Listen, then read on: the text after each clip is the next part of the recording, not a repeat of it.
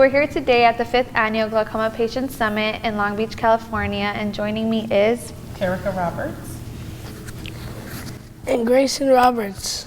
Thank you so much for being here. I have some questions for Grayson.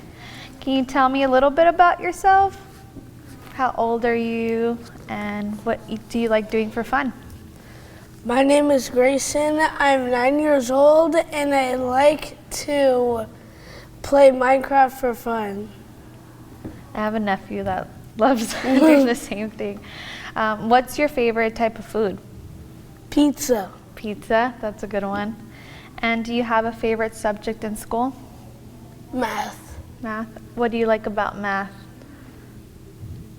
I like that we're learning multiplication. What are some activities that you enjoy doing? I like playing with my 2 dogs and playing on the school playground. What are your dogs' names? Jax and Gizmo. I also play drums, ukulele, and piano. Oh my God. And I sing. You're a whole band. Which one's your favorite from your instruments? Drums. Drums. What would you like other kids to know about glaucoma and low vision? I'd like them to know that people that are blind can still see all the colors that normal sighted people can see. Do you feel like it's kept you from doing anything you want to do? No. What would you like to be when you grow up? Have you thought about that?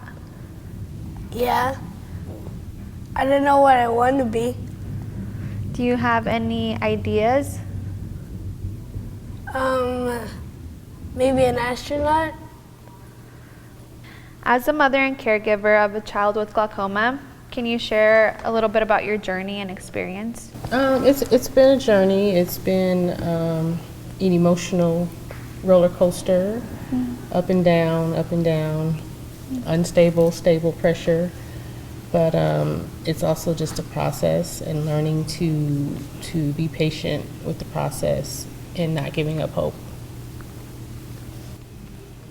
How have you educated yourself about glaucoma and its management to ensure the best care for Grayson? Research. I've done a lot of research to understand the process, to understand what it entails, to understand some of the treatments and some of the advancements in treatments and what may be possible coming down the pipeline. So just opening myself up to education and keeping an open mind on what possibilities may have in the future. What resources or support systems have been helpful to you? All of them. I use all resources, from school to Braille Institute to Academy of Music. He's involved in a little bit of everything. We attend all the Wayfinder activities. I think it's important for him to be exposed to everything like a normal sighted child. He rides a bike, he plays instruments, he fishes, hikes, just got back from camp yesterday. So I think it's important for him to be a kid. Yeah. And going back to his camp, how did you come across that resource? Can you tell us a little bit about Research? Yeah. Different research that I've come across, that I've done, meeting people. I do a lot of networking. I meet a lot of people in the community. The blind community is very small. Talking to them. He attends a music school, Academy of Music for the Blind, where all the students are blind. So a lot of the parents get together and we share resources and different things that may be coming down the pipeline. And so a lot of the parents sent the kids up together. Yeah, I think that's how I heard about it, from the parents. He's actually been going to camp since he was 3. Okay. So they have family camp where you can start going at an early age, and so we would do that. And then they have buddy camp where he can take a buddy. So he's always taking his brothers.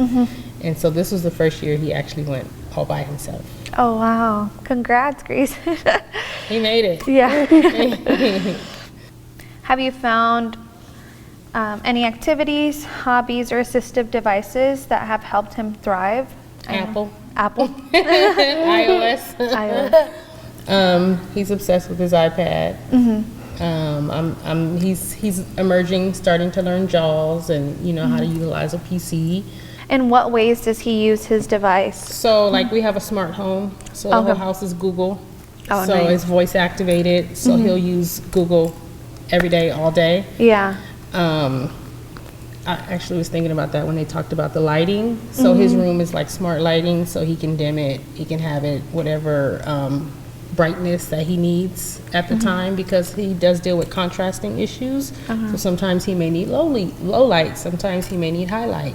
So he can change that just with his voice telling Google to do it. What message or advice would you share with other parents or caregivers who may be navigating the challenge of raising a child with glaucoma? I think be patient, be understanding. It's not easy. It's a process, it's a learning process, especially if they may have had vision and they're losing it. It's a learning process, changing, it's emotional. I think just being understanding, being patient, and researching to prepare yourself and educate yourself on the options, what's available out there, assistive technology, how to make life easier. And as a caregiver, how have you found ways to take care of yourself, or what are some effective Self-care. Yeah. Definitely self-care. I like to vacation without Grayson. And then I also vacation with Grayson.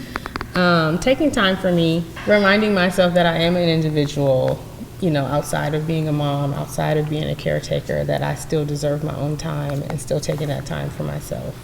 How do you provide emotional support and help him navigate challenges or frustrations he may face? We talk about it. I explore his feelings when he gets upset, when he gets frustrated. I'm able to recognize that. I encourage him to talk about it. I keep an open dialogue. I make sure he's aware of what's happening, what's going to be happening, any transitionings that may be happening, and just really staying in tune with his emotions and just being able to recognize it and check in with him. Yeah. Well, thank you so much. It's been a pleasure getting to hear a little bit about Grayson. And thanks for having us. Yeah.